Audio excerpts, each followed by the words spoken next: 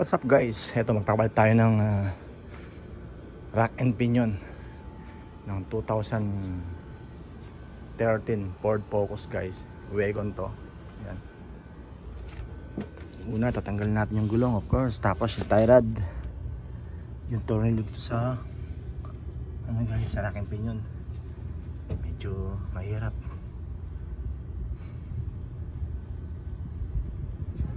Dadaan to dito sa kanan pag lumabas na yan guys.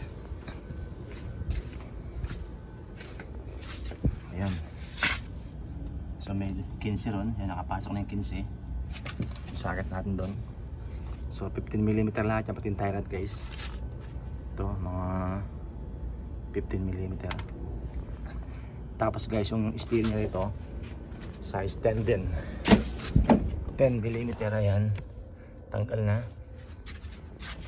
So, mabilisan lang to guys. Bababa natin yung cross member mamaya. Ito, tatanggalin siguro yung tornilyo na to, palabas din. So guys, tanggalin ko muna tapos pakita ko sa inyo. Ayan, kasi guys, ito ang cause nito, nag-leaking.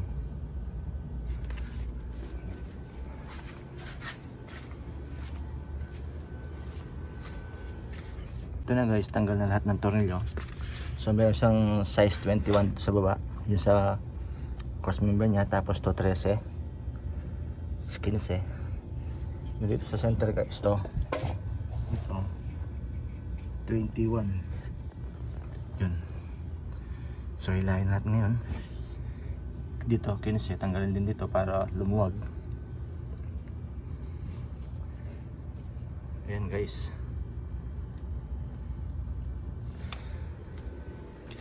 Tayo natin dito, hilahin. Ayan o.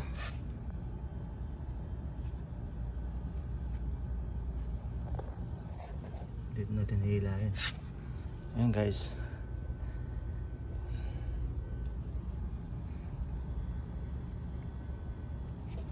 Ayan, lumog na dito. So hilahin na natin guys para lumabas na ang steering rack and pinion ng 2013 Ford Focus. Ayan. So ayan guys, ulitin ko. Ang mga tornilyo niya 15, may 18 dito sa lower arm, 18. Ayan. So kailangan talagang ibabang konti yung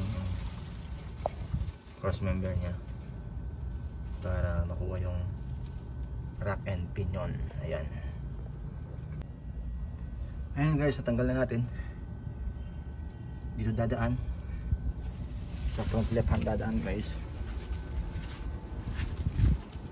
Ito yung luma natin. Ayan. So ito yung ilalagay natin guys. Ayan ang ilalagay natin.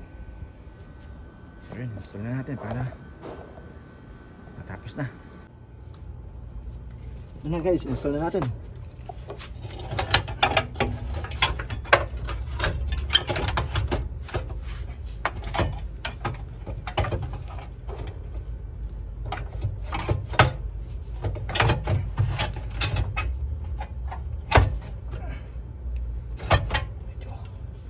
Medyo mahirap.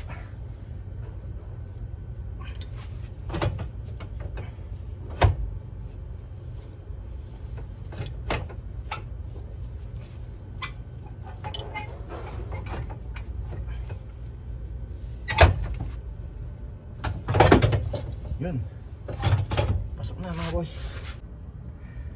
So ganun lang kadali guys. So dadaan siya dito sa kaliwa. Ayun guys, nakita nyo yung ginawa natin. 2013 Ford Focus. Yan, nagpalit tayo ng steering rack and pinion. So ayun guys, maraming salamat sa panonood. Sana huwag nyo kalimutan mag-subscribe, mag-follow, at share na rin po para mapanood ng mga kababae natin na may mga ganong kotse. So yun, maraming salamat. See you in my next vlog. Thank you.